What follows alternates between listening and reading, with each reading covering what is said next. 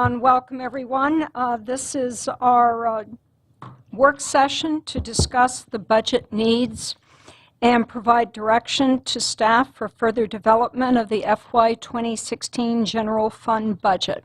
And I'm going to turn it over to Dr. Wilcox at this point. Thank you, Mrs. Brightman. Members of the board, today is our statutorily charged responsibility to provide a budget document to you for your consideration.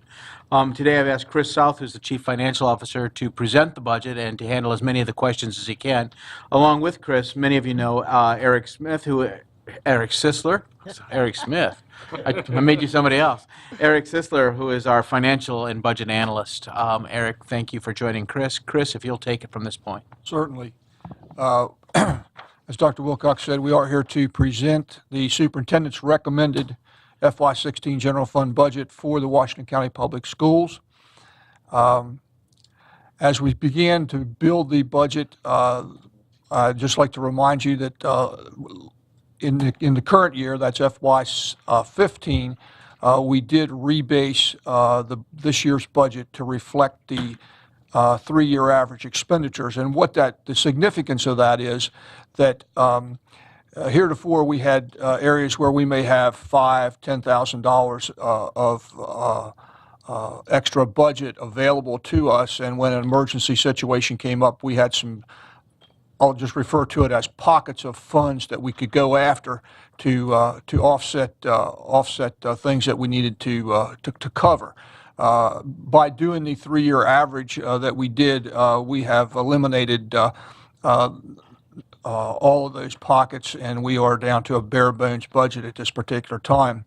We also revisited every item in the budget that we added during the current year, that's during FY15, to ensure that each of those items continues to be relevant to the mission of the Washington County Public Schools, and that is to obviously give every student that we have the best possible education that they can have. This year, as Dr. Wilcox had mentioned to you, I believe earlier, we did use a three-step approach. As we developed the budget, the first step was to make WCPS whole for the revenue reductions and the previously committed expenditures. Now, as we go through the revenue, you'll see that there is a net reduction in revenue, and we'll talk about that in detail in just a few minutes. And we did, as I mentioned earlier, commit some expenditures during the FY15 period, and we have some of those that are going to need to be continued into FY16. The second step was to provide for several student-focused instructional initiatives. Again, we'll talk about those in just a little while. And the third was to provide a salary pool for our employee raises. So the first step was to make WCPS whole for the revenue reductions and the previously committed expenditures. So let's first look at our revenue. In building this budget, we're planning for the county to provide us with its required maintenance of effort. That is, as you're all aware, the amount of per pupil revenue that they provided us in the prior year. Now, as you're aware, also we lost student population, so that translates into a decrease of required maintenance of effort of approximately $744,000. The teacher pension cost, and look on the positive side in revenue, teacher pension cost mandate from the county will increase by $742,000. However, there is an offsetting expenditure in that we'll talk about as we go through this presentation. Revenue from prior year surplus, if you'll recall, we did bring $500,000 from the fund balance onto the revenue page of the FY15 budget to provide for renovations at the Public Service Academy. We're removing that because those renovations are now complete. State aid formula, unfortunately, we saw a decrease of nearly $1.8 million in state aid. And as we finished up the FY15 budget, after the board had done their due diligence and approval of the FY15 budget, we received an 11th hour change from MSDE of a reduction of $3,400. So that is reflected in the FY16 budget also. And finally, We're increasing state revenue contribution to private placement costs by $350,000, and we'll talk about that a little bit more as we talk about the expenditure that's related to that in special education. So you add all that up and you come up with a total net reduction in revenue of $1.95 million, $1,950,000. There's also some recurring expenses, as I mentioned before, that we committed during the current year that will have to be carried over into FY16. We added 5 additional teacher positions with benefits for an amount of $340,000. 1 custodial position for approximately $44,000. That's with benefits. And we had previously negotiated with our Teachers Association an increase in the extracurricular stipends. That's coaching and sponsorships where teachers sponsor clubs and organizations, that sort of thing, after school. We had negotiated that to kick in FY16, and that's going to be about a $16,000 cost. MAP testing, of course, was previously covered by a grant. That's going to move over into the general fund this year, $31,500. And as we had discussed with the board previously, we did begin making a $25,000 contribution to the Children's Village to sustain our second grade program that takes place out there at Children's Village. Increased private placement volume, $800,000 addition to the budget. We have seen a significant spike in our private placements, and our special education folks tell us that there's no reason to believe that that's not going to continue into the coming fiscal year. So we've budgeted an additional $800,000 to cover those additional private placements. You'll remember that we did have a revenue item that we mentioned previously from the state for their share of that, but this is our share of those additional private placements. Additionally, we have a contract with Apex Learning that we began this year of $70,000 going to carry over into FY16, and license fees for the Stride Academy of $200,000. Now, we did pick that up out of elementary materials of instruction in FY15, but that put a fairly tight budget for that area, and we have opted to increase the budget for next year by the $200,000 for the Stride Academy in order to continue that program. We've been notified by Meritus that we can expect an increase in our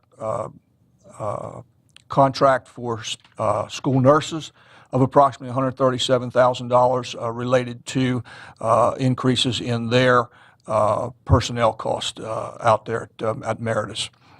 And then the school resource officer cost increases that are being passed to us from the county, $90,000. The majority of that $90,000 is pension that's being passed to the county by the state, much the same as our teacher pension was passed down, and the county's passing that on to us. Of course, our teacher pension cost transfer will be $751,000. If you'll recall, we talked earlier that there was going to be about a $742,000 increase in revenue from the county to help cover that, but still about $9,000 of that is on our dime when you look at the difference between what we're going to get from the county and what we have to pay the state retirement agency. 1% increase in health insurance premium of approximately $288,000. We believe we'll be able to hold that to 1%. We're still working with our actuaries on that, but we do believe that we'll be able to hold that health insurance premium increase to 1%. And finally, property and casualty insurance cost increased of almost $70,000. That relates to several things. First of all, it's additional properties that we've added onto our insurance with MABE. That would be this building and the new Bester property. And additionally, some change in experience modification factor has bumped that up a little bit. General comprehensive liability, that's what's commonly known as the school board legal liability, is going to be increasing by about $12,000 for next year. So that brings us down to recurring expenses committed during FY15 that we believe are going to carry over into FY16 of $2,870,000. If we add to that the revenue shortfall of $1,950,000 that we talked about earlier, that brings us to a total of $4,820,000 that we are in need of to make us whole, if you will, or $4,820,000 that we would be in the hole if we didn't deal with at this particular time. So how are we going to cover that? We're proposing the following reductions in order to balance the budget. We would eliminate the development coordinator position and the associated office expenses related to that position for a savings of approximately $85,000. We would adjust the social work expense at the Antietam Academy to the historical run rate, which would save us about $15,000. We would reduce consultants and contracted services over in the testing area for savings of $40,000, and we have 2 LPN positions. Those are that are on our payroll. Those are used normally for one-on-ones. Those positions are currently vacant, and a savings there of approximately $79,000 by eliminating those 2 positions. We would right-size the salary costs for incumbents. And what does that mean? Essentially, that's turnover credit for positions coming from FY14 into FY15. Those are positions that we were not aware of when we developed the FY15 budget. So to bring the FY15 budget into line, to move it into 16, we'll have a turnover credit there of about $1.33 million. Mr. South? Yes, ma'am. Maybe explain that, go a little bit deeper, that what we didn't know is who would retire, and Sure. Just so the public. Be glad to. As you're aware, we do have an incentive for folks to give us early notification of retirement, but many times that doesn't happen. Many times people make a decision either at the end of school, or they make a decision at the beginning over the summer that you know what, I'm really just done. We try to build any known retirements, resignations, and that sort of thing into the budget as we build it.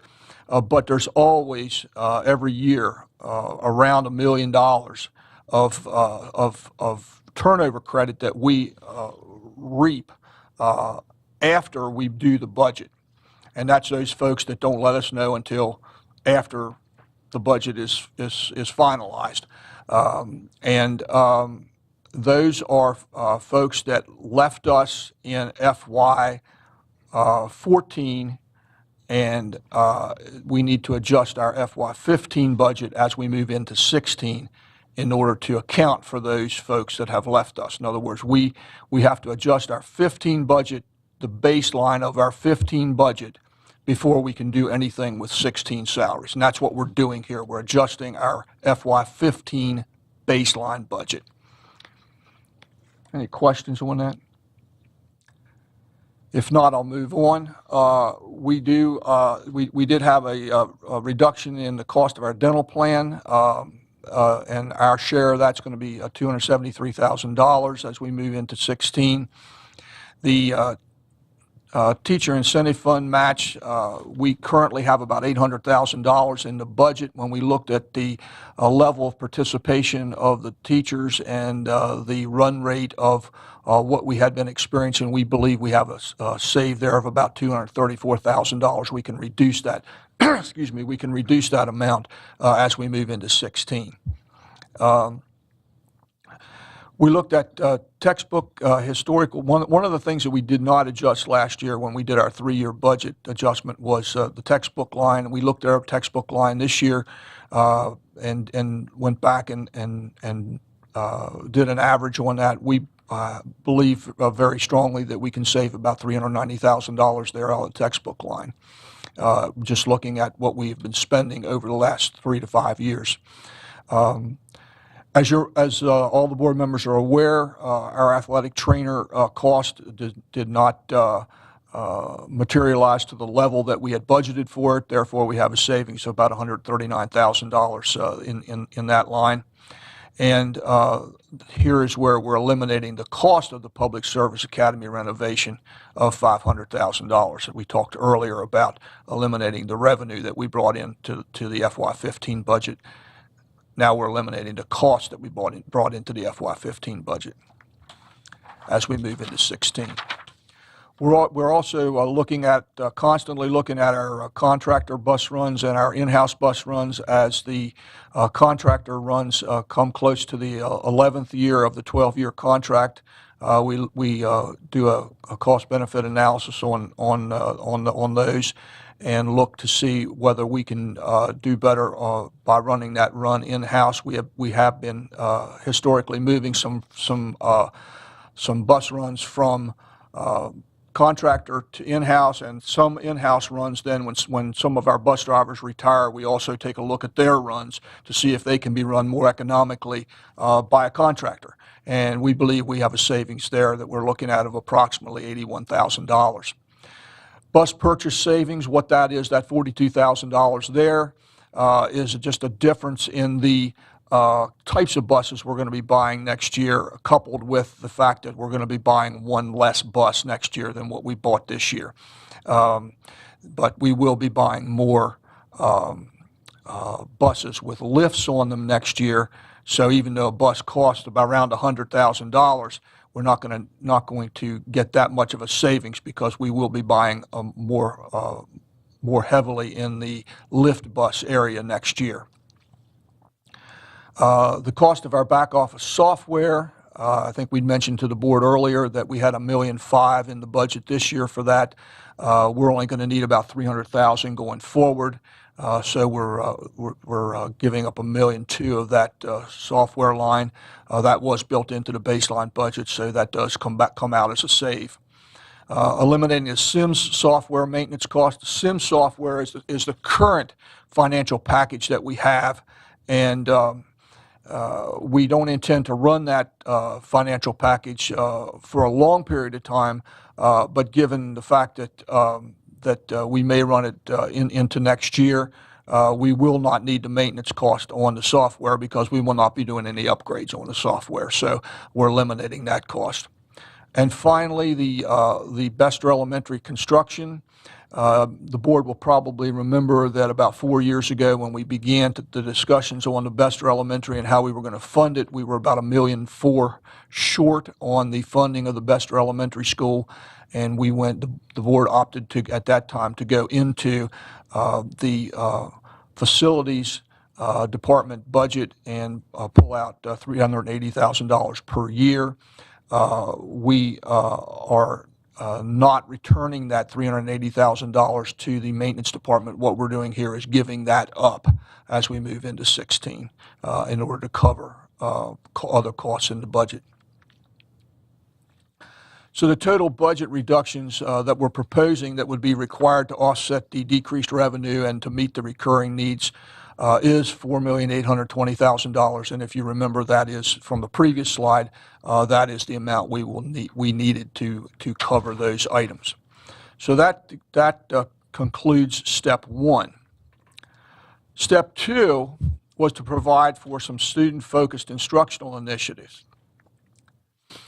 Those are to add a high school assistant principal with benefits at the Barbara Ingram School. At a cost of $106,000. Now, we do have an intern at Barbara Ingram School, and that intern would be maintained. It would be moved to one of our other schools, but that position would be maintained, so this would be an incremental position. Software, hardware, and technical services. I think Dr. Wilcox alluded to those this morning as part of our technology plan, and then music and arts allocation would increase by $35,000, and that's related to an elementary strings program that we'd like to add. There is one non-instructional initiative, and that is, as you see there, the initial phase of the electronic time clock system. Heretofore, we have had folks just use a time sheet even though it's an electronic time sheet, it's still a situation where the individual actually puts in their time. And what we're looking at is in several areas the need to possibly go to an electronic time clock. We believe the first phase of that would be cost us approximately $150,000. So the total student-focused and instructional initiatives plus the non-instructional initiative of the time clock system would be $1,290,000. So how would we cover that?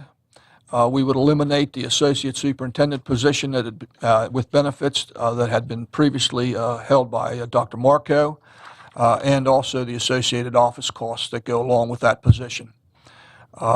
We looked at position capture of almost $738,000. Based on enrollment declines, we believe we can give up those positions and not impact instruction. Excuse me.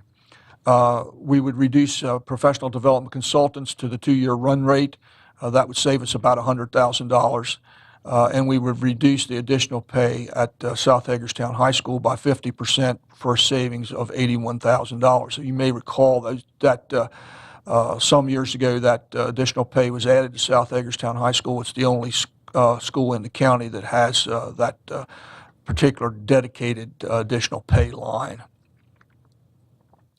We would also reduce STEM materials by $40,000, eliminate IT leased equipment of $100,000 that has not been utilized in several years, and we would reduce the 457 plan cash out budget by $75,000, and that would meet the current run rate of participation in that benefit.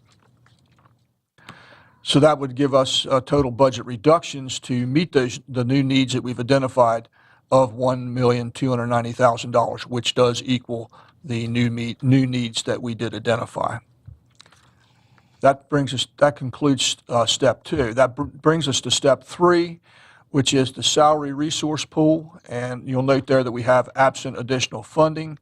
So that would mean, essentially what that means is absent asking for anything additional from the commissioners or from the commissionors. We've been able to identify $1 million that we believe we could make available to be distributed equitably among all of the employees. And we would again have another position capture of about $551,000. We would reduce middle school, summer school by 50% for savings of $103,000. Reduce high school, summer school program by about 40% for savings of about $104,000. What that would do essentially is it would eliminate, in both of those areas, it would eliminate the original credit portion of summer school to where summer school would be pretty much limited to credit recovery. We would eliminate the school enrichment activities allocation that the board had instituted probably 7 or 8 years ago. Reduce the gifted and talented contracted services by $10,000, and eliminate the co-curricular trip allocation by $107,000. Now, just to clarify, that would not impact any of what we call the central office sponsored trips, the trips that every student gets, the trip to the Maryland Theater, the trip to Antietam Battlefield, those kinds of things would not be impacted by this co-curricular trip allocation.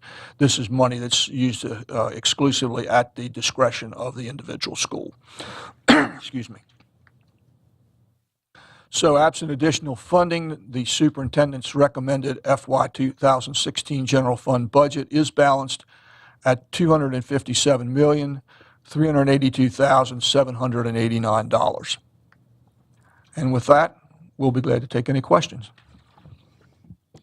Dr. Wilcox, any statement at this point, or should I open it for questions?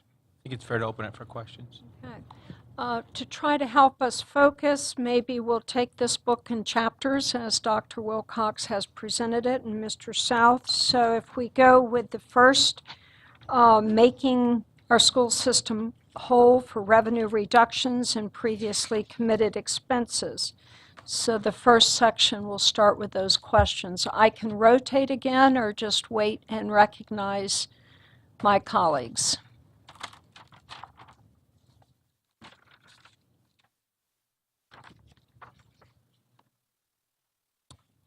Mrs. Fisher?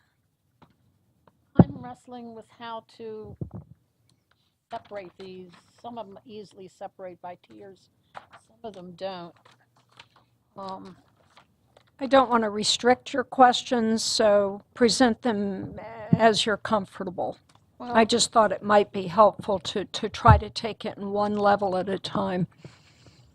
talking about the budget as a whole Okay. first. This is a bare bones budget.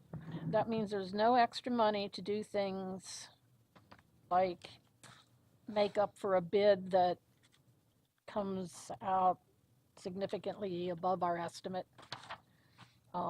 What if I don't believe I saw where there were any contingency positions in here, so what if we do decide we need to hire a couple of teachers as we did last year, or there's a need for a couple of new nurses? Normally we scramble and find the money here and there, but as Mr. South said, we've eliminated those pockets to make up for our shortfalls. It scares me a bit on that level. Let me ask, did I miss it, or are there no contingency positions? There are no contingency positions in this year's budget. How many fewer students do we have this year than last? It was 212. And how many teachers does that equate to? We didn't look at it that way because, while the majority of the student loss was at the elementary school, what we wanted to do was be respectful of what the board said in private session, which was look across our employee groups. So I can't tell you, I guess I could tell you at the elementary level, if you want to do the math, you would divide the 212 by about 20 kids, and then you would see the number of teachers. But that's not the way that we're going to approach it. Not exact, but that's about 10, give or take, again, depending on where your positions are we. Mrs. Fisher, can you use the mic, please? Your head's leaning over and How many teacher positions are we losing total from the whole budget? I think I heard Dr. Wilcox say something about 23 earlier. I had only counted like 19, but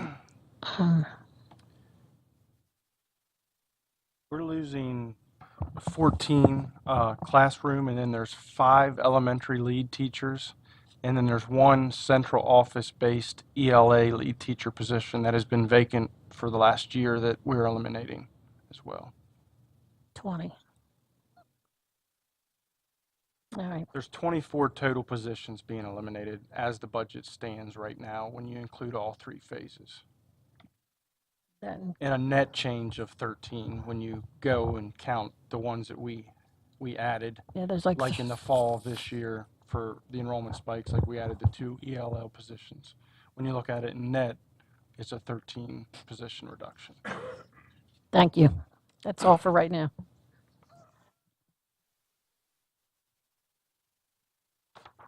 Mr. Gessford. Question here on the placeholder for initial phase of timekeeping software. Is that total? Did I hear it was a phase 1? Is there more than? We are in the process of getting some quotes from several timekeeping organizations. We believe that it may be slightly higher than that, but that's our first estimate of what we believe it's going to cost. Okay, so there's not going to be like another phase 2 that comes in and they're going to add more to it, and then another phase 3 to it. It's just No. This is just your additional No. or initial. No. Okay.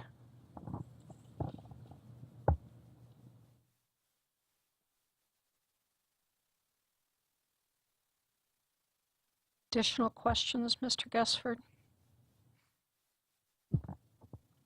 Ms. Williams, Ms. Harshman, Mr. Ridenhour. Mrs. Williams? I don't have a page number.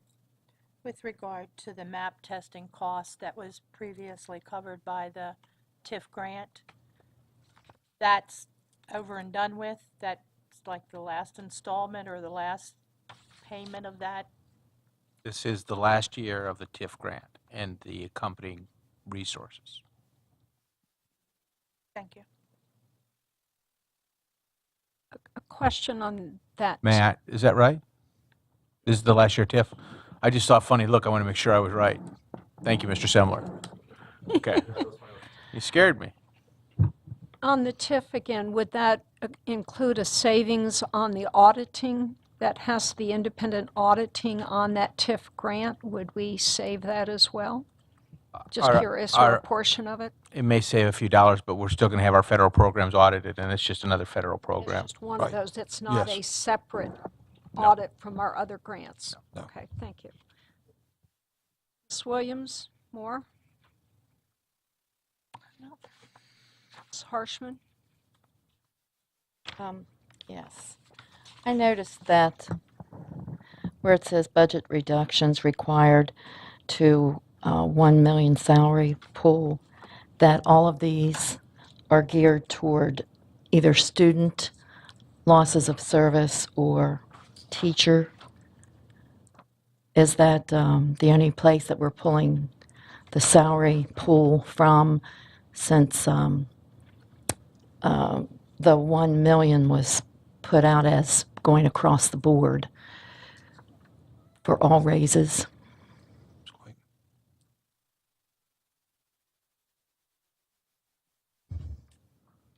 One of the reasons that we chose the language that we did, enrollment-based salaries position capture, is because we were not going to limit it to simply instructional salaries, but we thought that we might look at some non-instructional salaries there that would be tied to the enrollment loss, but we have not gone in and looked line by line to see what those positions might be.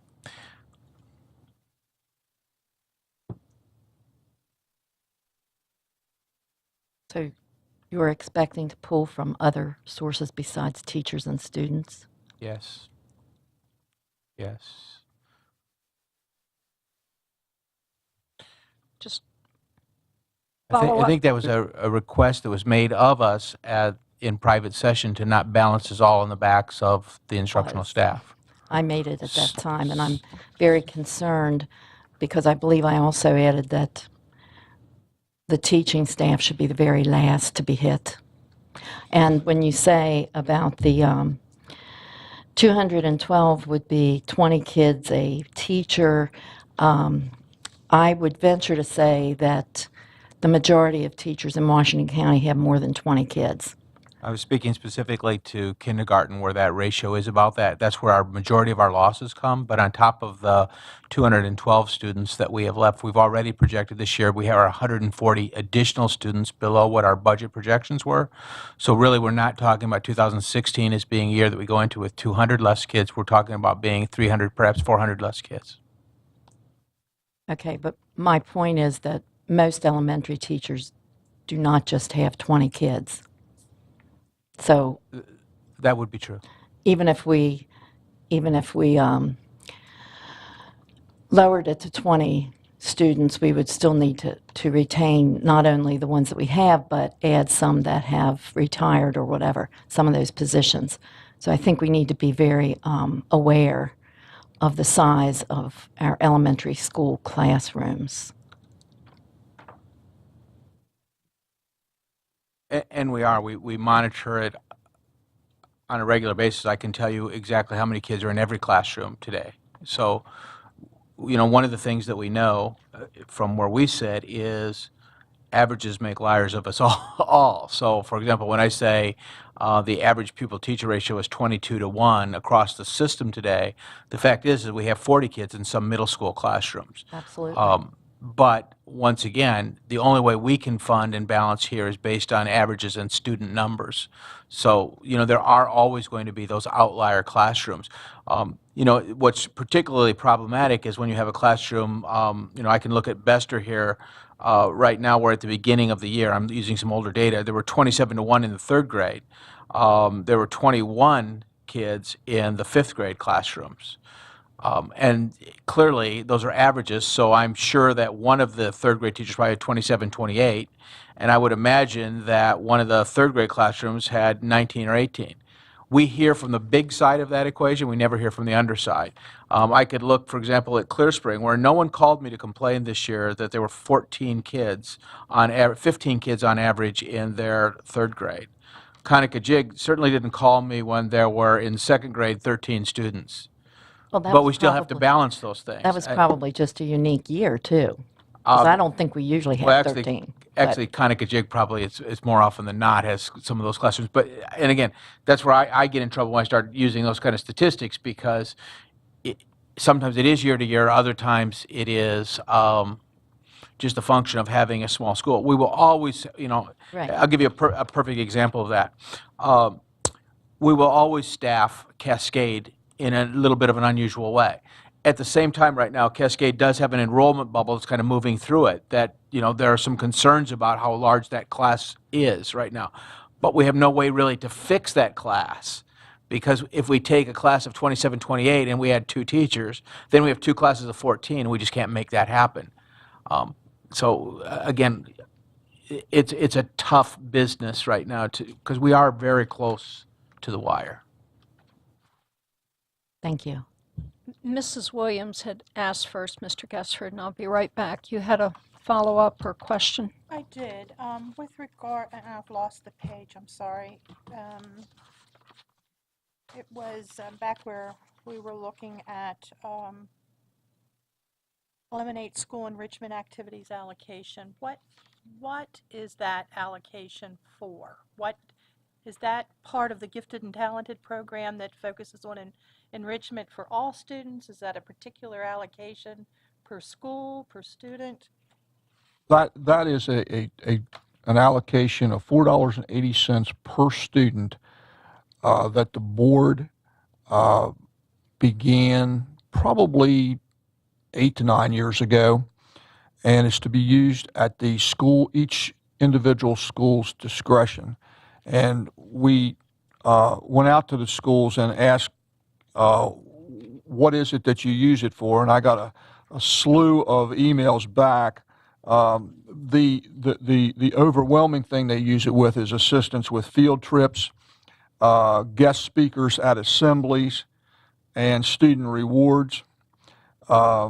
Some of the schools used it for things like fees that would be associated with Destination Imagination, Geography B, and that sort of thing.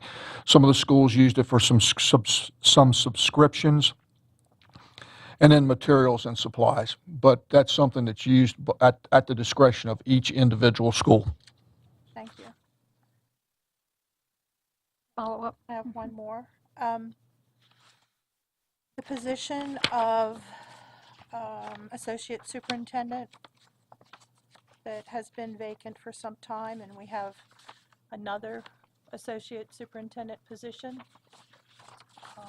Is there need to have 2 associate superintendent positions? I know in the past we've functioned with a superintendent and a deputy superintendent. I'm just wondering if in leaner years we can do with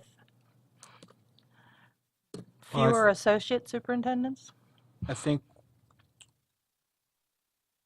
we have proposed giving up the 1 assistant superintendent because we think we can get by with 1.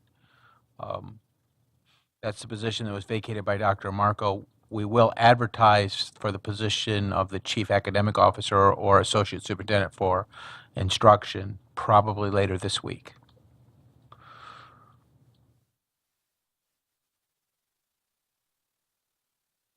Did I not answer it?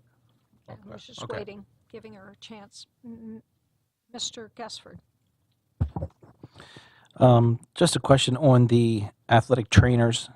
are we reducing it from schools? Are they already contracted in there so that each school has them, or how does that work? I'm not familiar. Mr. Gesford, when we initially thought about the athletic trainers, we budgeted $450,000. We put that out for bid, and we actually received it for significantly less than $450,000. What we're doing right now is kind of right-sizing the budgeted amount. We are not reducing the number. Every high school will have an athletic trainer.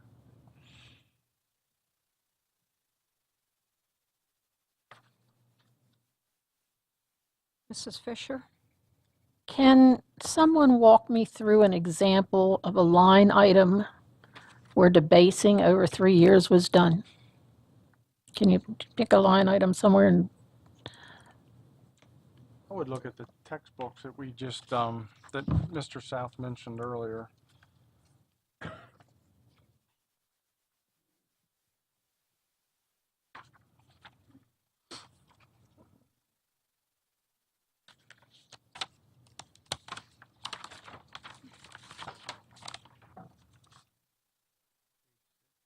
Be page 8, about 2/3 of the way down, lines 59 and 60.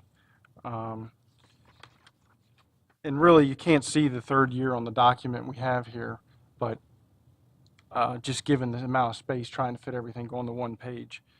But it would, if we just averaged FY12, which isn't there, 13 and 14, we'd get about $300,000 for the elementary textbooks, and then about $400,000 for the secondary textbooks.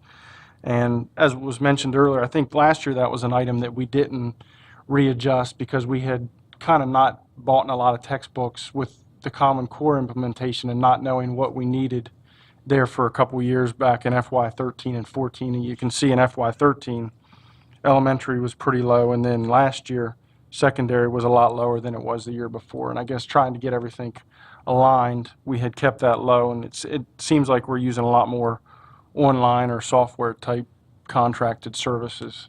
that answers my question, because I tried to work out the math and I didn't know you used a year that wasn't on the chart. So I was using the first 3 here and it didn't work out. Okay. The one bus that we're eliminating, the one new bus, is that, I know we have been trying to even out our purchase of budgets. So we're not 1 year buying 20 and the next year only buying 5. So is the bus we're eliminating one of those that we absolutely need because it's in its 13th year? Or is that one that was helping us balance the number of?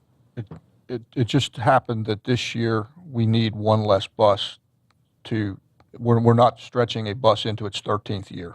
We needed one less bus this year to complete the complement of doing away with buses that are 12 years old and replacing them with new buses. We needed one less bus this year. This bus, though, had we purchased it, would have helped us divide up the bus, so we're dividing buses up evenly year to year.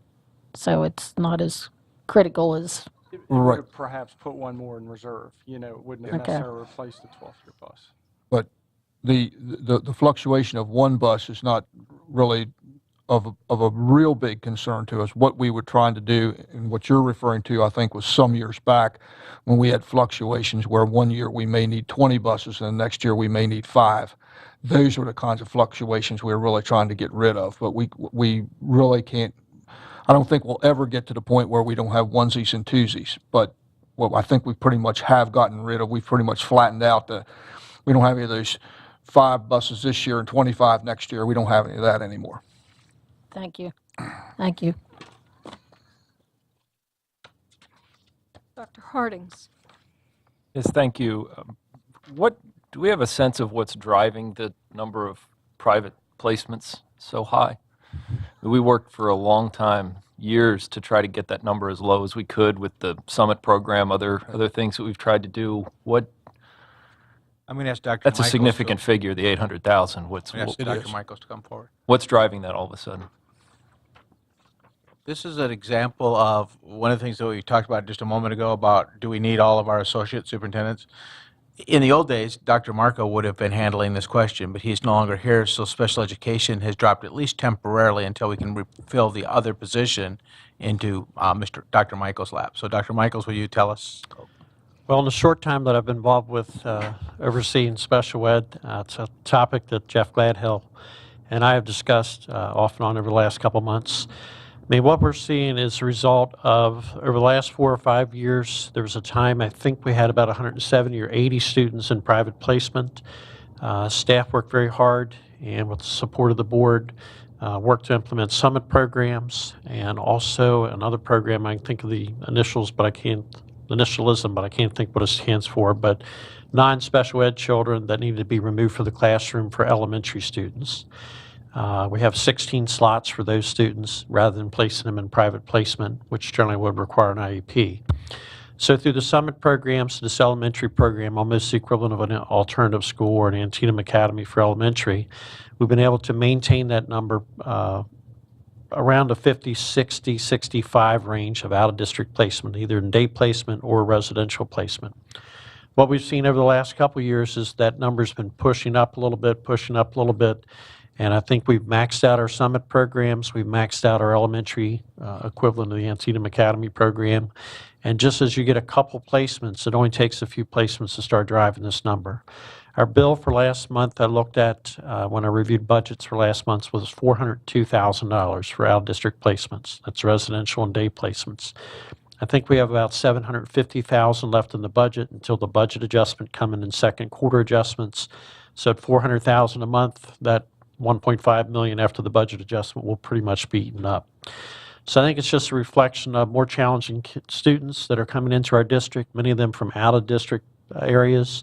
We've had a couple placements by juvenile justice, social services that have driven some of that cost. We are working on several new ideas with Dr. Wilcox's support. We're looking into at what point will another summit program help us reduce costs, but that takes a place. It takes 2 teachers, a social worker, IAs, so it takes additional resources, but there is a break point that may be beneficial. We're looking at the attendance of our students in day placements in the county here, Laurel Hall, Cedar Ridge. Students that only attend 25, 50% of the time, which is only a handful of students. Should we be paying a daily rate of 100% of the time for those students? So we're having that conversation. So we're looking at summer program. We're looking at that type of effort. We have a couple other ideas we're bringing forward, trying to look at how we can at least prevent this out-of-district placement from growing. And as you recall, the out-of-district placement, again, was much higher prior to the summit programs.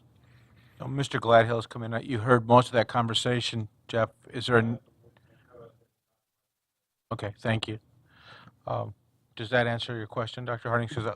It does, and is that a trend that other counties are seeing around the state, or?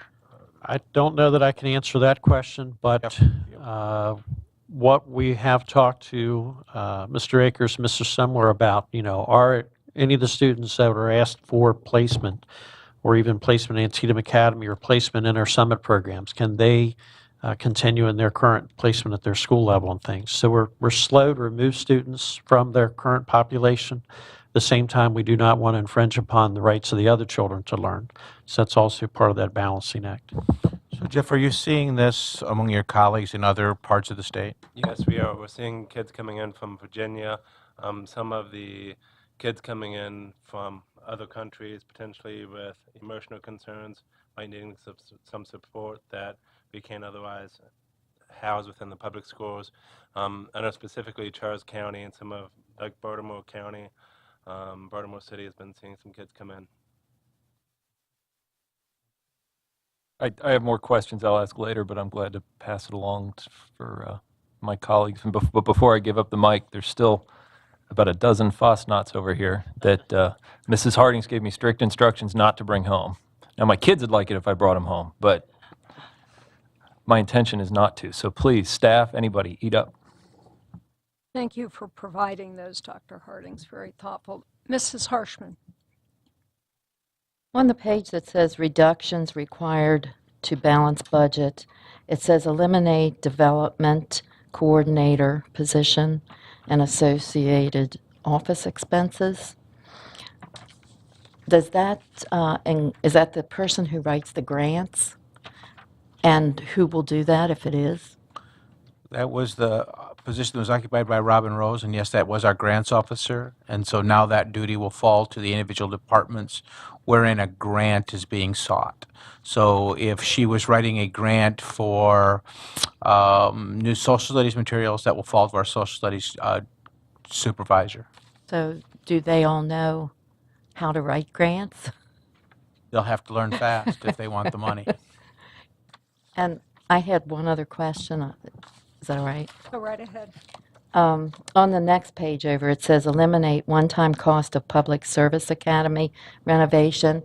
In doing that, do we also have classrooms and cafeteria set up there so that that does not come up later as it did with Barbara Ingram, and then we still end up having to add to that?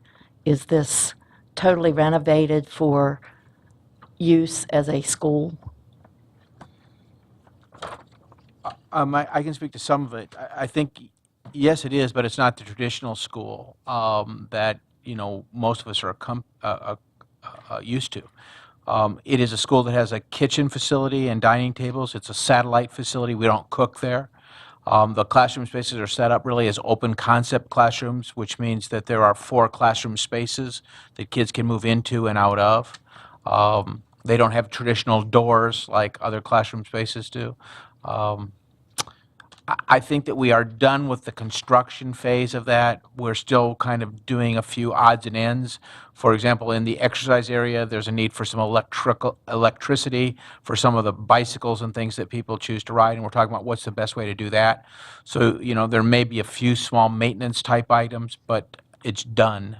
And So we beyond, haven't overlooked anything as we did with Barbara Ingram, correct? I can't speak. I wasn't here then. I can't speak to that, but I can say, to the best of our knowledge, we haven't overlooked anything. But Well, I guess if you look at it when you came, because you're the one that said they can't eat on the floor. So you obviously saw some problems when you walked through the door.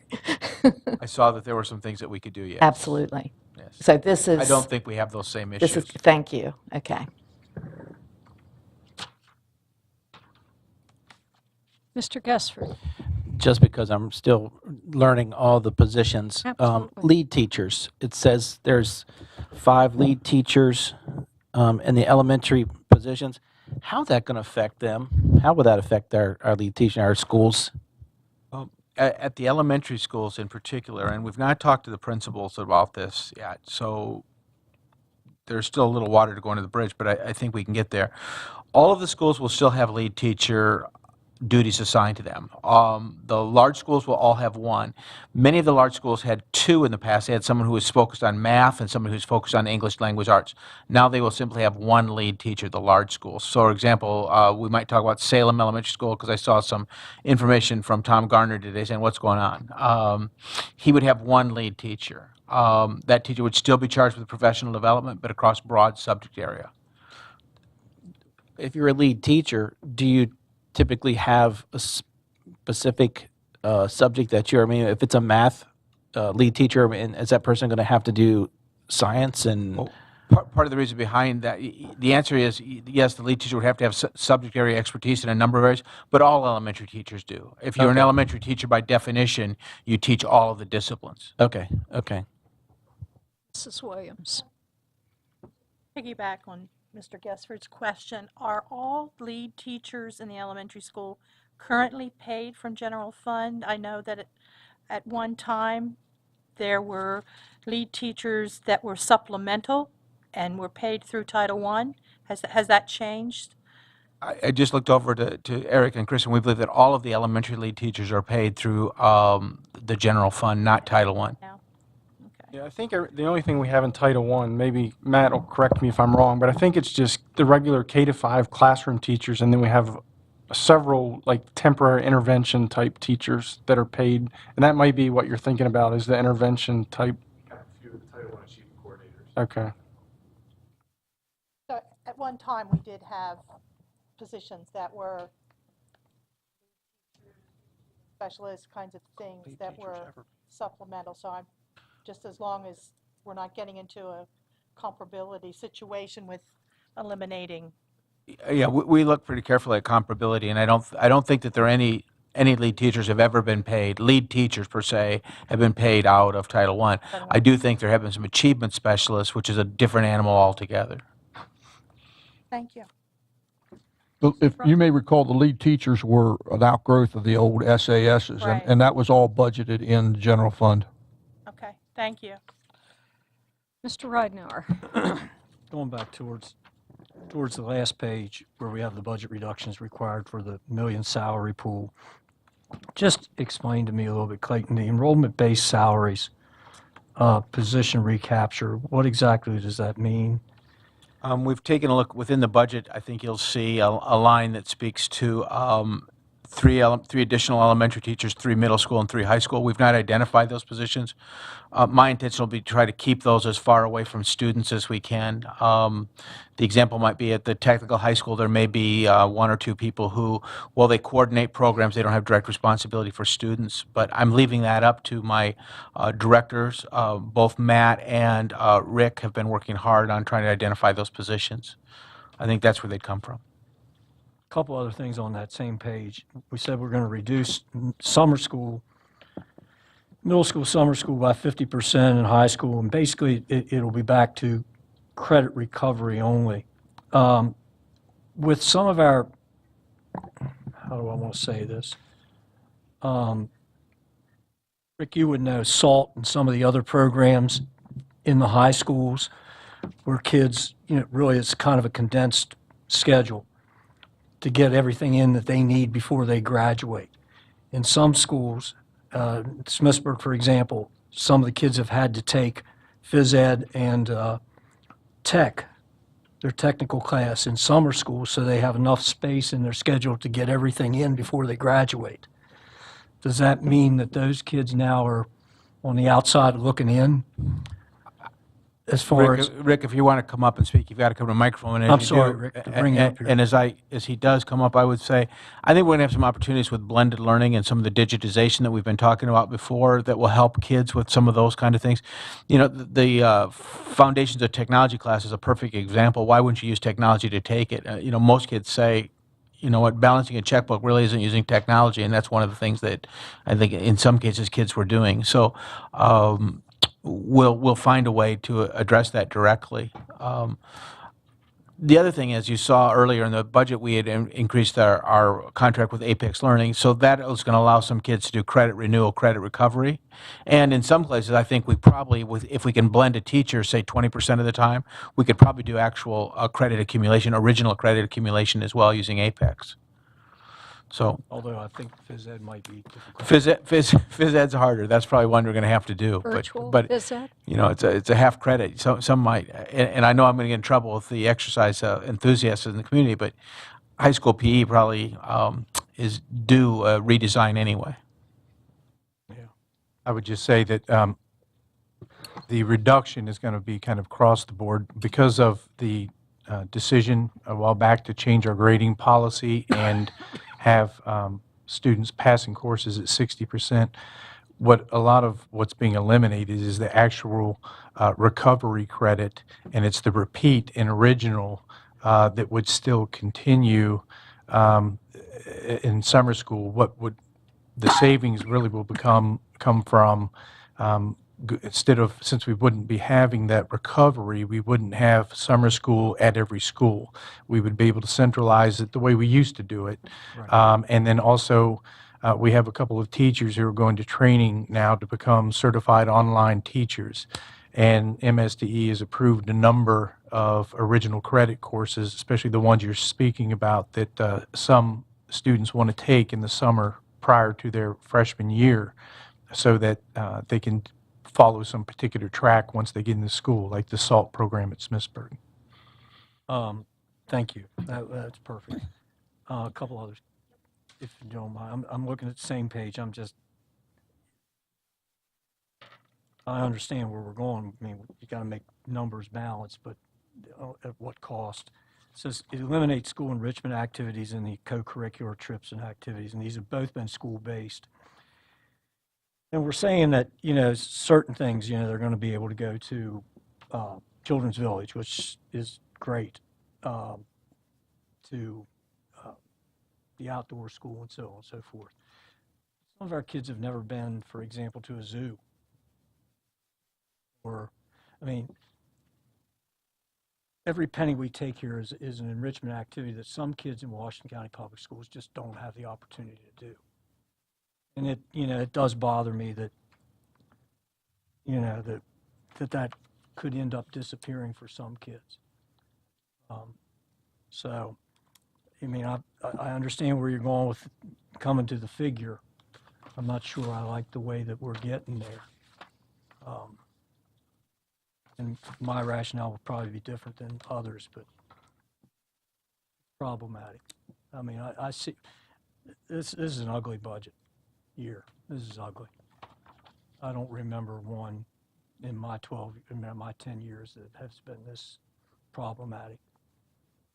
So I think you guys have done a great job trying to put all this together. Well, we appreciate that, Mr. Reitner. It has been difficult. I would say that I think our principals will find it troubling to have this discretionary fund gone on a number of occasions. For example, I think these are some of the dollars that they use to scholarship some young people who can't, through their own family means or through fundraising, raise the money to perhaps make the Annapolis trip that fourth graders historically make in this district. Our kindergarten kids seem to visit something called the Pumpkin Patch every year. I think this is one of those kinds of trips. And some of those are easy to say, well, you know what, we won't go to the pumpkin patch, but that means that some kids will never step foot on a farm. So they're not easy decisions for us to recommend. We also think that there are some opportunities at the school base for the PTSOs, PTA groups to help with fundraising around some of these important but extracurricular trips.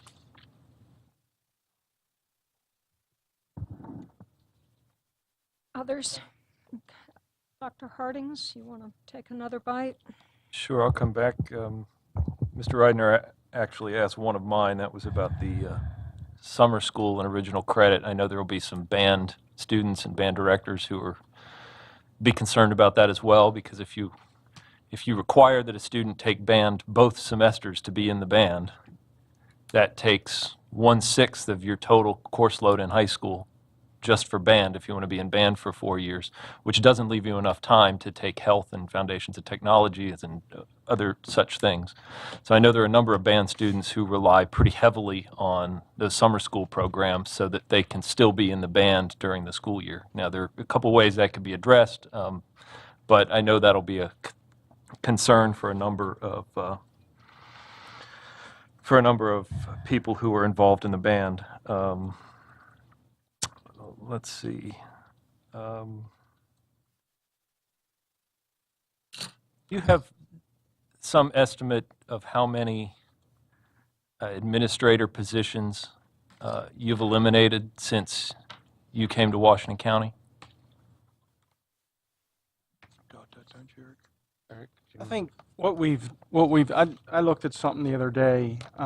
If you look at it in total, the administrator positions are about even, but what has really happened is we've eliminated several higher level positions that you probably remember, such as our development director, our curriculum director, an assistant director at the elementary level, but we've added back a couple that are at a lower level. For example, we had a few ESP positions that we reclassed as A&S, such as our paralegal, and we had a software administrator position. So those kind of helped to offset that. And during that time, we also had to add a health services manager that we didn't have before when the health department managed and oversaw the nurse program.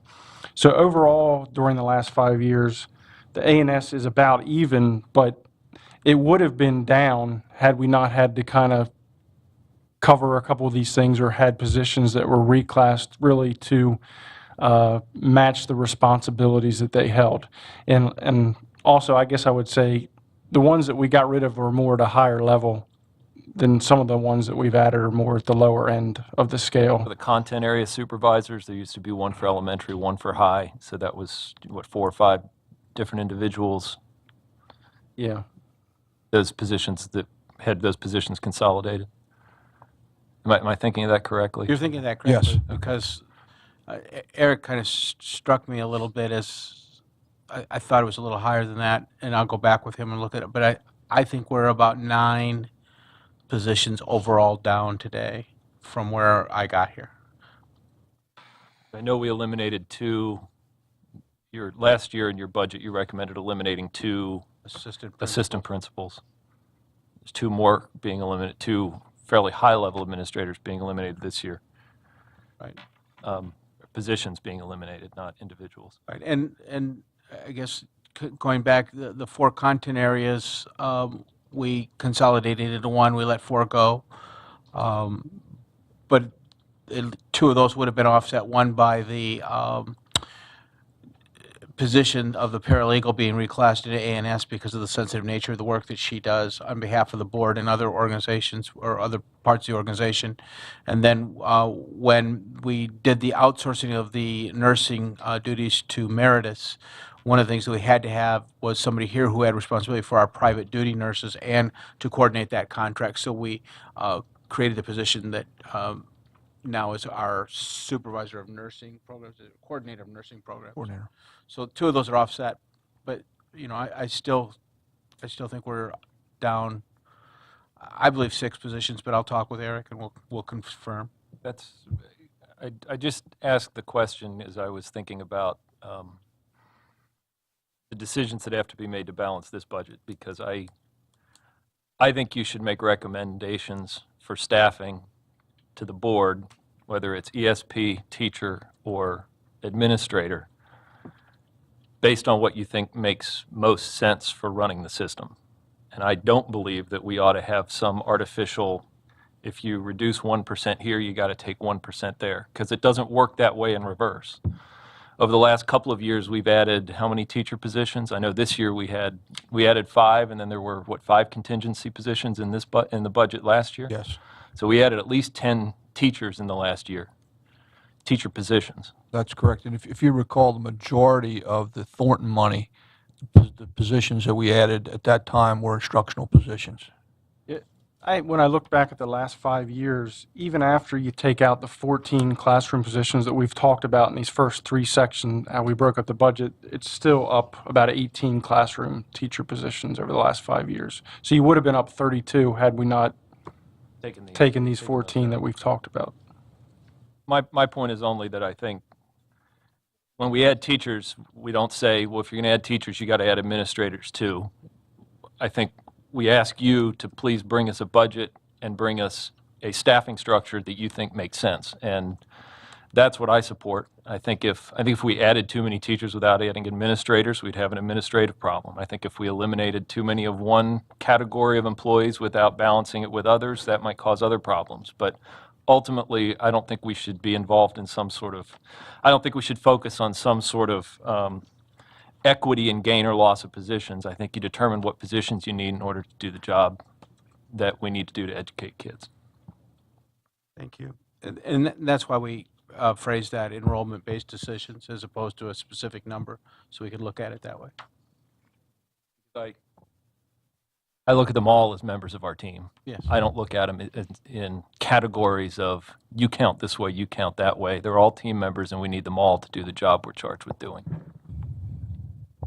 I have another one whenever you come back. I'll come back around. Mrs. Williams, sure. Just a question. We were talking about the number of ANS positions reduced here at central office. Did we not add something in HR and something in technology? Didn't we add a COO or a CEO or something? So those were two additional? No, we did add the position that Mr. Corns is in right now. That was an additional position. And I think we reclassified a position in human resources from the ESP rank to an ANS position. Okay, thank you. I was just trying to recall. Is that correct? Couple changes. Was Lindsay Dar, Always A&S? That position, that, oh, it was? Okay. Okay. But initially, wasn't that, prior to him, it was something else and, okay. Oh, I thought, actually, that's something you've been, that's my apologies, because that's something she's been talking to me about, is making sure they're all in the same classification, which they're not right now. So, thank you. Thank you. Mrs. Fisher. I'm going to change the subject here a bit. I was told that there would be a significant need to increase the budget in the area of instructional equipment and materials because of the new science curriculum, because it pushes many of the high school labs down to middle school. And that means that the high school will have to come up with new labs. That means new equipment and science equipment, and materials are expensive. There is a $400,000 increase under secondary small equipment and supplies. I'm just wondering if that's going to be sufficient for not only the science needs, but the needs of the other disciplines, especially given the college and career readiness standards, which is requiring new materials. And now, on top of that, the Vanguard initiative, which is going to require some new materials to go along with using that technology. Well, I can't speak to what the next generation science standards will require. I don't know that right now. We hope that the budget lines that we have are satisfactory. If they are not, then we're going to have to move money from one line to another line. That's the only way you can balance this out. We don't have a contingency. But with our bare bones budget, are we going to have any of those pockets Well, to those move around? I mean, yes, I mean, it's still a $200 million budget. I mean, 85% of our resources go to salaries and benefits, so it's not really a $200 million budget that we're talking about in terms of our flexibility. But, you know, within the large numbers that we deal with, we have to make some decisions. You know, I know that perhaps my vision of what this budget is different than some who might be sitting in this room. You know, I think some see it as once we establish it, it's almost like the biblical tablets that are carved in stone. I really view it as an expenditure plan, and you know, once you meet the enemy, the plan usually fails. So I think you know, there will be times when we will say, you know what, we don't have enough money here to support this science initiative. We have to take it from here to get there. And I think, you know, when those expenditures cross a certain threshold and the board sees them in a PO that you're asked to authorize, oftentimes you wouldn't see them because it doesn't cross that threshold. Well, talking about taking from here and putting it there, going back also to Mr. Ridenhour, I can't support the reductions required for Tier 3. If I could, I'd just point out that the $400,000 that Mrs. Fisher's referencing is this $400,000 in hardware that's related to the tech plan that's on this line, the small equipment supplies line. You're on page 8. Oh, I translate small equipment and supplies to all hardware for technology, though. Either that means Means there's less of what you were doing. less, yeah.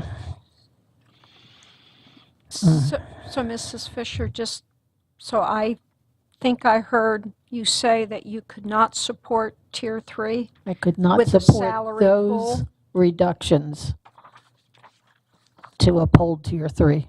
Okay, I just wanted to be sure I heard that correctly. Mrs. Harshman, you had your hand up? Yes. Well, I would like to reiterate my position on doing whatever it takes to keep as many teachers in the classroom as possible. Those of us who spent years in the classroom know very well that a smaller class normally leads to better discipline, thereby allowing for fewer administrators. If you use the money for more administrators and fewer teachers, when you have 30 students in a class, you have a whole different perspective, as most teachers know, than if you have 25 or 20 in a classroom. So if you are actually trying to keep costs down, paying more teachers would be of more benefit than more administrators. So I hope that that, again, will be the bottom line if we need to pull money out for raises or for any other budgetary problems. I think that we need to look there last. Thank you. Any other commentaries? Mr. Ridenour, Dr. Hardings? Yeah, so I'd like to get to a little bit about the salary resource pool as well.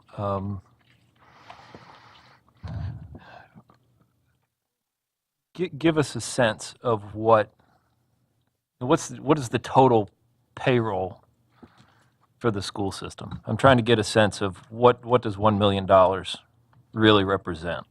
$1 million represents about 2/3 of 1%. 2/3 of 1% of payroll.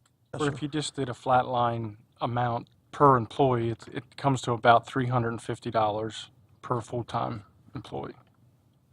At Just all levels. At all levels, if you just straight line it across the whole population. And how do I want to ask this? We did ask the superintendent to bring back $1 million salary pool. And I think part of the reason that I wanted to see that is to see what would be required in order to get there. And Mrs. Fisher, I think, and Mrs. Ridenour have both pointed out that some of the choices that would have to be made, or at least that are being recommended in order to get there, are a little difficult to swallow. I would like just to ask the superintendent if you had to come up with another $1 million, and I'm not suggesting it, but I mean these are the balances and the trade-offs that we're going to have to make. Because as we're in negotiations with all of our employee groups, we've got instructional requirements, we've got a plan that we talked about this morning. We have to balance all these things and know what the trade-offs are and ultimately decide which ones we think are worth making. So I'd ask the superintendent if you had to come up with another $1 million, what does that start to look like? Well, it wouldn't be pretty. One of the things that I asked Mr. South to do and Eric to do was to look at other funding potentialities. And I shared some of this with the board last month. You know, there are ways to approach that in terms of specific programs. You could look, for example, at the athletic trainers, which we recently added, and say we would eliminate them. You could look at services that we provide that perhaps other districts, not necessarily here in Maryland, but around the country, have reconceptualized, like library media services, maybe doing something different with that. We currently pay, for example, our guidance counselors to come in and kind of right-size student schedules and be available for counseling in the summertime right before kids come back. That's often used by seniors who are thinking about colleges and university, and they want just a little quiet time to talk with a guidance counselor about what their program should look like. That could save you $250,000 if you eliminated things like that. You know, a lot of people would say, well, just eliminate travel budgets, but you know, if you, it's just such a small part of our budget, it doesn't get there very fast. So I think, you know, Dr. Hardings, we looked at, you know, we could eliminate 50% reduction to our dropout intervention services. That's our Saturday schools and our evening schools, and that could save $120,000. We talked about, or excuse me, $160,000. We talked about eliminating the athletic directors that are so important to, you know, our students and our coaches and our buildings. And you could eliminate all of the 7 athletic positions and save $541,000. I mentioned the athletic trainers, you could save 275. You could eliminate inter-school, the money that is used to pay for officials and say, this is a responsibility of the individual school to pay for the athletic officials at your contest and save 209,000. You could eliminate elementary PE and save $1,900,000. I mean, 85% of every dollar we take in is spent in people, and so really, you very quickly, if you're going to try to get $1 million, you have to go at people, the very people who would be the benefit of the money that you were trying to raise to pay that additional salary within this current budget. I'm not so fond of saying this, but you could eliminate every administrator in this district, and you still would not be able, in this building. Now, forget for a moment you wouldn't be able to run payroll, you couldn't administrative benefits, forget for a second you couldn't hire the new people that you needed to, but you would still be hard-pressed to come up with, $4 or $5 million in that scenario. So the decisions get pretty hard pretty fast. We think that the decisions that we've made up to this point are the most responsible we can make. I wrote to each of you earlier and said that I would not recommend any more cuts to the budget, because I think at some point you really are cutting into the nuance of who we are as a school system. So I think in this year's budget we're at that point with the $1 million pool. Would I like to have some of that money back to do things? Absolutely. But I also know that our employees deserve some compensation because they're working very hard. And, we spent the whole morning talking about the great job that our teachers are doing. They expect, and I think they deserve compensation. And I think they deserve an increase in their compensation year over year because their work gets harder.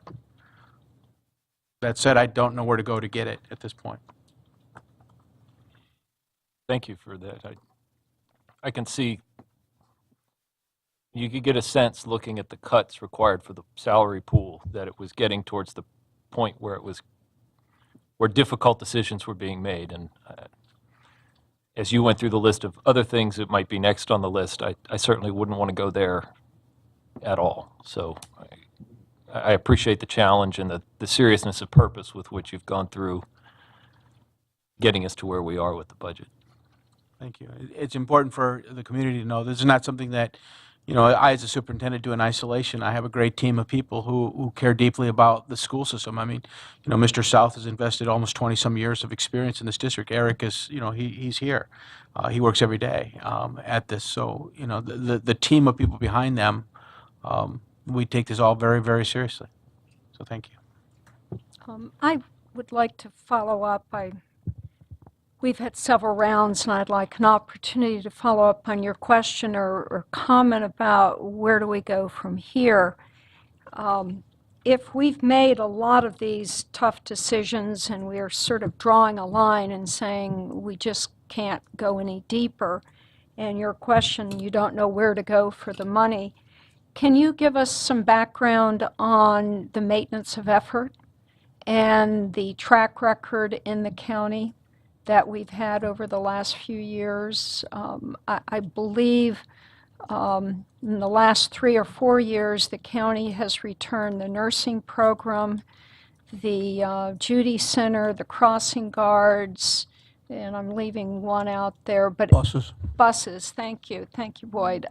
We were looking at close to $5 million that has gone to additional costs that have been shifted to us. I'm not sure. The school resource officers, I think there's probably more on the list. I guess my question as a body is this time for us to discuss asking for more money inside maintenance of effort.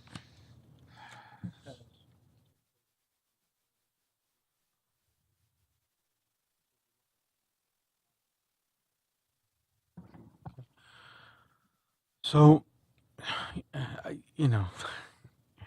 I know it's a tough question. I think we've had a great relationship during my tenure with the county.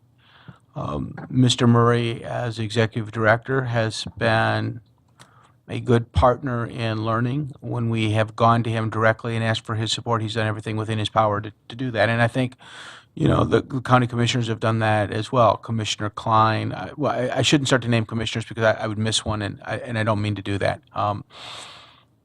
we've had a very, very good relationship. But the fact is, I think undergirding that relationship is the fact that we've been able to look at our budget and say to them, yes, we will accept that cost shift and that cost transfer and not just throw our hands up and say, no, we're not doing it. We've worked hard together to find solutions. But at this point, I don't know that there's any more that we can do,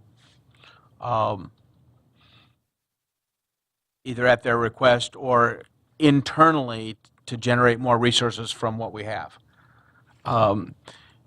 You know, the hard part about this, I think, for most people who are either watching this on a delayed basis or watching it right now, is understanding that, yes, we still, as a school system, have an obligation to move forward. So this morning we spent time talking about a technology initiative, but here we're now talking about the fact that it's hard to balance our budget.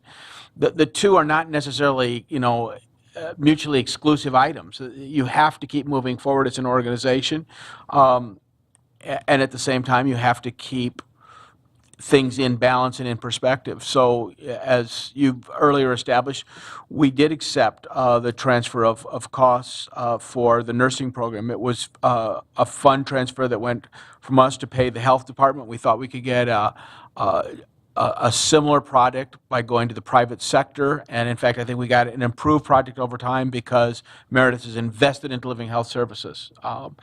It isn't something that they do on a we have to basis, and I don't mean to at all diminish or speak ill of the health department, but they just have a lot that they have to say grace over. When the crossing guards got transferred to us, I don't think that the school system said, no, we didn't do that, because we thought the safety of kids at some of the busy intersections was an important priority. We accepted the concept of in loco parentis, which is, you know, when the kids leave the door, we're responsible. We're going to help get them to school. I think we looked at some of these other charges and said, you know what, we're going to do this. But, you know, all that said, I don't know where we go next, because we can't look internally unless we actually cannibalize the organization in a way that I believe is counterproductive for the advancement of the school system. We're going to have to figure something else out. Thank you. Going back around again, Mr. Gassford, you had your hand up. Yeah, just a couple things here. Under the line item number 56 on page 8, it says contracted services, and it's like an additional $350,000. Could you give me an idea what that would be? Because it's just not knowing. And also down under the computer lab materials and small equipment supplies, if that hasn't already been brought up, I'm not sure. That would have been number 73 and 74. And then if someone could quickly tell me how much the cost for crossing guards are. Okay, let me start off with the first question. Okay. The contracted services increase that you referenced, they were part of our first tier changes in the budget. They come from several items. One is the $25,000 for Children's Village support. Secondly is $70,000 for the Apex Learning contract, and then the third piece is the largest piece, $200,000 for the Stride Academy. So that's the big cost driver there in the contracted services piece. The other item you had talked about also on page 8 of the 40-page document was the $400,000 in small equipment supplies. That's $400,000 of the $1 million that makes up part of the technology piece. It's kind of broken into, I think, 4 different lines here in the budget, but that's the biggest piece of it, is that line item. And the crossing guards was your other question? Yeah. Crossing guards, when we took it over, was about $350,000. And so is that what it is about now? I believe. If you look at page 28, it has the crossing guard, the pieces of the crossing guard program there. At the top, just the salaries for the crossing guards is $214,000, and then you have $16,000 for the substitute crossing guards, and then some of the additional expenses are down below, like in the supplies and materials. The crossing guards uniforms at $3,000. And then most of the $10,000 in travel is associated with the crossing guard program as well. They get paid mileage because they're driving to different locations. And then there's a little bit of an administrator's salary and transportation. I think it's 15% of that person's salary. So it's probably around 15, well, no, it's not that much. I think the salary of the person's probably in the $60,000 to $70,000 range, and 50% of that is part of the crossing guard program. But all the pieces they're on this page somewhere in the items that I mentioned.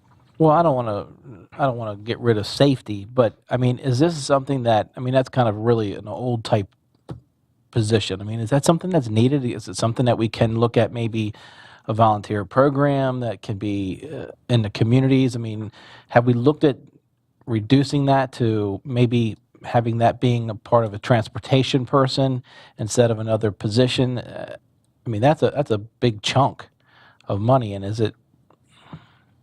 I mean, because I remember, you go up through town and you see Winter Street School, of course, there, but we're going to eliminate Winter Street School. I don't know how many other students that are needed downtown to be transported, because I see parents walking the kids. Is there something that we can talk? Is there a way that we can find some type of avenue? I mean, just throwing something out there, maybe reduce that a little bit, that we can capture some of that money back. We certainly can look at it.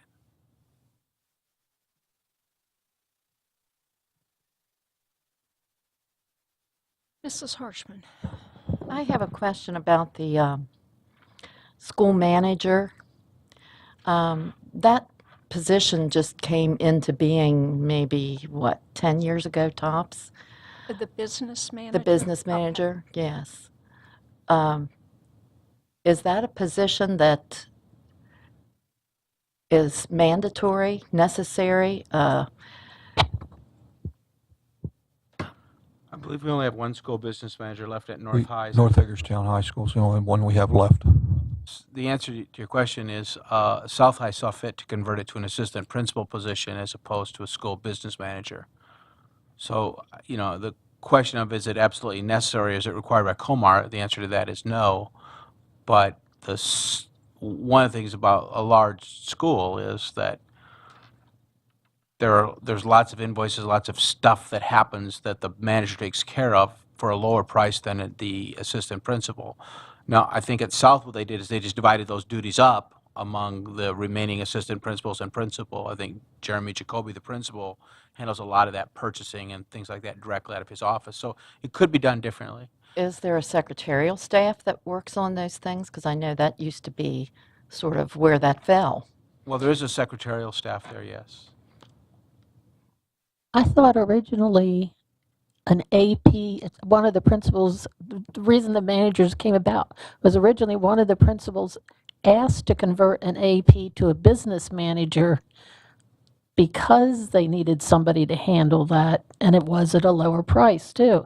I don't have that history. Rather than the business manager now becomes an AP, but I South don't High. I don't have the history to that. I don't know that any of us do. But I don't remember. My understanding originally, it was based on a report that came from MSDE about the need for a business manager to take over some of the issues that a principal deals with, and the principal would become only the instructional side of the house. And I think that was a report done by a task force at the state level. I want to say 8 years ago, 9 years ago, something in that. And I think Dr. Morgan at that point started the process to see if it was something that would work with our schools. I wasn't aware that we were down to just one. But a business manager would not have to be an administrator, correct? In other words, it could be a They secretarial are an position. administrator. I think they also. I know they are, but I'm saying they I think wouldn't. they also perform evaluations of the custodial staff and some of the other support staff. And I see Laura shaking her head, so I think that's correct. No, a nod or a yes? Yes. Okay. In the firm. They do, did you say they do perform those? Yes. Well, who does in the schools where those people aren't there? The AP or principal does. Okay. I think what they're trying to say is, in the absence of having a business manager, they're going to have another assistant principal. This is still a cheaper outcome, a less expensive outcome.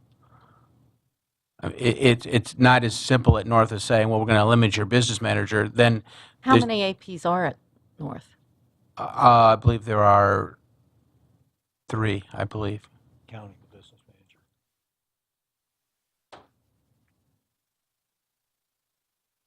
So the 3 could not do the evaluations and the business and I don't, I mean, it's, we can ask. I don't know. I don't know the answer. I don't know the answer to that.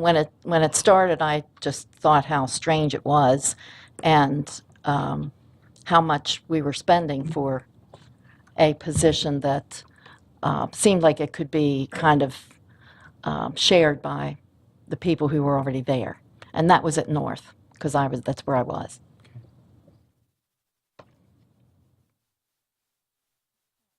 Thank you. Moving back around, yes, Just- Mr. Ridenour. Just in response to some of that, I think what we have to take into mind and consider, just like we do with teachers in every other position, Pull the mic over, sir. I'm sorry. with every other position, is that eliminate one, we're adding to others. You know, if we eliminate the business manager, somebody else has to pick up the duties. Can they? Of course they can. I'm certain they can. You know, is it effective? Is it cost effective? I don't know, because make a mistake. I mean, look, I remember when I started coaching 42 years ago. You know, our secretary at Boonesboro did the books. I mean, it was their responsibility. At that time, we had 7 sports. Now we have 30 probably. You know, not to mention all the other co-curricular and extracurricular activities. So, you know, being a bookkeeper anymore is not just, you know, every day putting down a couple of debits and credits that it was 42 years ago. You know, and the last thing Chris wants and the last thing anybody in our finance department wants are a mistake at a school level that reflects badly on us when we're audited. And I would point out that the bookkeeping is still done by a bookkeeper, an ESP person. The bookkeeper handles the rudimentary day-to-day debits and credits, writing the checks and that sort of thing. What that individual does not handle is the administrative end of purchasing and approval of invoices and that sort of thing, which needs to be done by policy by an administrative person. It can't be done by a bookkeeper level person, nor would you want your bookkeeper approving things and then paying the bills. You want that segregation of duties. And it goes, Mike, to what you were saying, and I understand and appreciate that, but the bottom line is all we need is one child to get hurt. And it's cost us a lot more than it would for a crossing guard. You know, so, Just an idea. I mean, I understand. I mean, and that's the problem with this particular budget, is we're starting to look at things that just don't make, in my mind, a lot of times just don't make sense. So do we need to go to the commissioners, or do we want to go to the commissioners? I think that's something we've got to talk about. To me, it's problematic to go to the commissioners for a salary pool amount when they're struggling themselves to try to figure out how to compensate their employees. I'm not sure how it's going to be received. So. Hardings? Any? Moving on around, could I take a few questions or of my own? Just thinking about Mr. Ridenour's remarks and your question, Mrs. Brightman, and Mrs. Fisher's comment that she's not able to support the cuts that it would take to, the cuts in Tier 3 that it would For take the to initial create that, million. right, that resource pool. Looking at what we would be requesting of the commissioners to take back the crossing guard program and the school resource office program, what I'm showing here is $855,580, which falls short of those things listed in Tier 3, correct? We're still coming up short. Historically, the crossing guards were paid by the county? Is that, how long ago was that? Probably, those were shifted to us probably, no, it's been longer than that ago, 5, 6 years ago. Right. 5 or I was 6 on the years board ago? last time.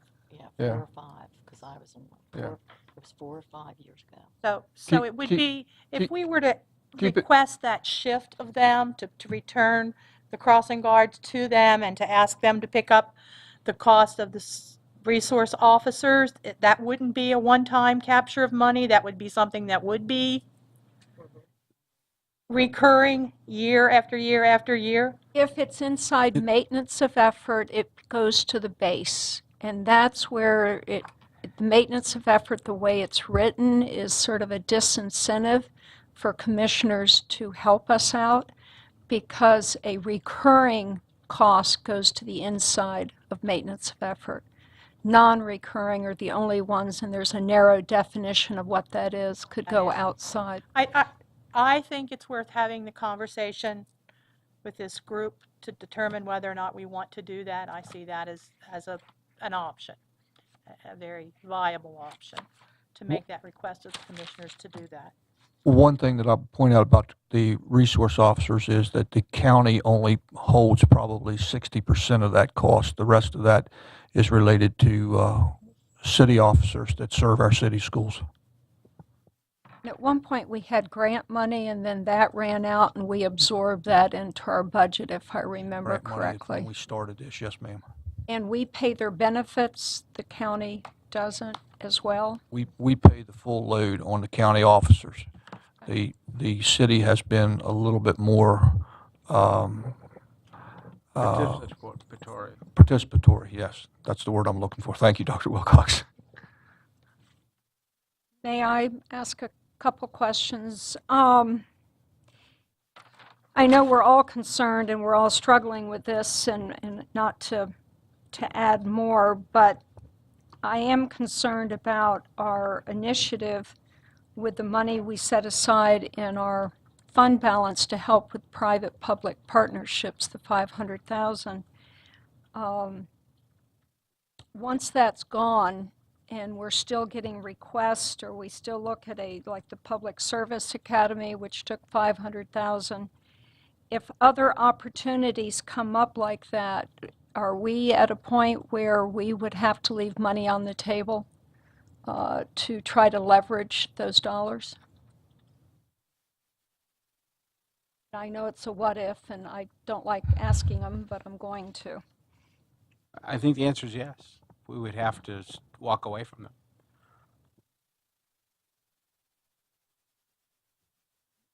And in that vein, Mrs. Reitman, there is nothing in this budget for any of the requests that are currently on the table. Nothing at all. The Williamsport High School, that partnership is not in here. It is not in this The budget. no, Clear ma'am. Spring proposal is not in here. No, ma'am.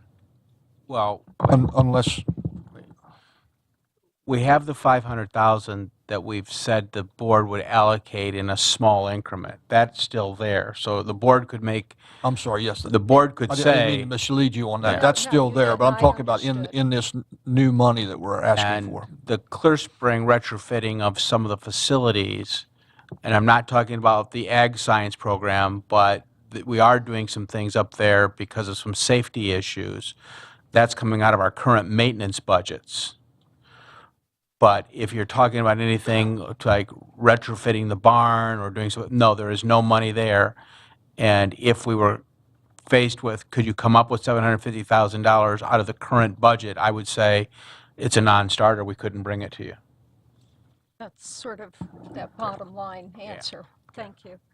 And I also, not only do we have additional non-public placement and additional special ed challenges, population growing, am I correct in thinking that our English language learner population is increasing as well? Yes, it has been. That's why we added the 2 positions this year. And we don't anticipate that that number is going to slow or diminish. And one final to the million salary pool. even though I'm very respectful of Dr. Harding's comments that this is an operational decision and we certainly leave this up to your knowledge and experience, and I would say that, and I've had people in the community share concerns that our support personnel, our support folks, are probably some of our lowest wage earners in our team. And I personally would find it very hard to try to balance a budget on their back. So I would just share that. Any other questions? We still have plenty of time. We're looking at another hour if we want it. We can keep going around. I'm torn. I've got kind of a question or proposal, but I don't know if it should be brought out in this venue or if it should wait for closed session negotiations. Can I show it to Chris and ask his opinion? Is Mr. Trotta in the room still? Could you speak with him about it, and then I'll come back to you. How's that? Others? Mrs. Yes. Brightman, one other thing that I think is sort of the subtext for a lot of this is I think certainly I've heard loud and clear, and I think this came out through the campaign last fall, is there seems to be a view among some of our employees and the leadership of the groups that bargain on their behalf, that the reason that there's not money available for raises for those employees is because this board won't go to the county commissioners and ask for the money. I think that came through loud and clear last fall. I'm not sure I shared that view. I think during the last since I've been on the board, when the Great Recession hit 6 or so years ago, I think the county's been struggling is not the right word, but the county has had a challenge in balancing its own budget, which has produced some of the offloading of costs that we've just talked about, the buses, the nurses, et cetera, et cetera. So I certainly haven't been optimistic in years past that if we were to go to the commissioners and ask them for an extra couple of $1 million to provide higher raises than we have provided to our employees, that would have been forthcoming. That was just my view. Now, I understand there is another view out there that says if we had just asked, we could have gotten it. And I'm not sure if this is a year that we want to do that or not, but there certainly is a certain logic in saying, you know what, if we don't ask, then we're definitely not going to get it. So is it worth at some point asking to find out if, boy, maybe I was wrong, maybe this board was wrong, and that if we just ask, then we might have access to those resources? I don't know. That's probably a discussion we're going to have as a group of 7. But I don't want anybody to think that I haven't heard or haven't considered or won't be responsive to that message that was very clearly put out last fall, which is our employees aren't getting raises because we're not asking the commissioners for more money. So I think that's something we all need to think about as we figure out how we're going to move forward in the next few weeks. Mrs. Fisher, did you get a clarification? Yes, we will wait for negotiations in closed session. Understood. If I were going to go to the commissioners and ask them for money right now, I would rather go and ask them for the matching grant for Clear Spring High School. That would still be inside maintenance of effort, which means it would go to the base and they would be committed to that same amount every year. So that stands in the same category as what we would be asking that Mrs. Williams suggested. Again, anything that's paid for out of the operating, that capital lease, anything would be inside that maintenance of effort. How about asking for that in capital funds from the commissioners? Excuse me? Why not ask the commissioners for that in capital funds? in capital dollars. One-time capital dollars. The way the maintenance of effort is defined, I'm not sure we can thread that needle to shift it. Is what's needed at the Clear Spring agricultural program a startup? It's matching Money. money for a grant for $750,000. Okay. There's several grants. There's some smaller ones and larger ones right now, and bottom line, they're waiting to see if the school system can partner with them. So one of the things I heard from several of you is to take a look at some of the expense lines, which we will see about opportunities for maybe rethinking the allocation of some resources. For example, are we appropriately covered for the crossing guards, or could there be a pullback, or might there actually be more need? But we should look at it instead of just preserving the status quo. We will do that, Mr. Gasford. I think that's a good suggestion. We'll also take a look at what the mix is, knowing that there's a bit of a difference of opinion on the board, but take a look at what the mix is in any of our enrollment-based reductions that are outlined in the budget piece. And then we will present this budget. Well, this is the presentation of the budget, but we'll come back to you and say we reviewed these things at a time not too distant. So that's the next step. We come back with your recommendations. We then go to a public hearing. I believe in the meantime, our Budget Review and Advisory Committee will take a look at this. They'll make their report to us. And if everyone will refer to their budget calendar, we're a little bit beyond that, but we're pretty good and moving forward, and I think we'll catch up on that. So in closing, any additional questions while we're here that can be asked in open session? Yes, Ms. Fisher? We have some extra time. Can we add it to closed session? If we need it, I believe we have 2 hours in closed session as it is. Do you feel a need for upfront additional time? I'm just wondering if some of the discussions over the budget might not spill over into negotiations and therefore lengthen, although we don't have much personnel, do we?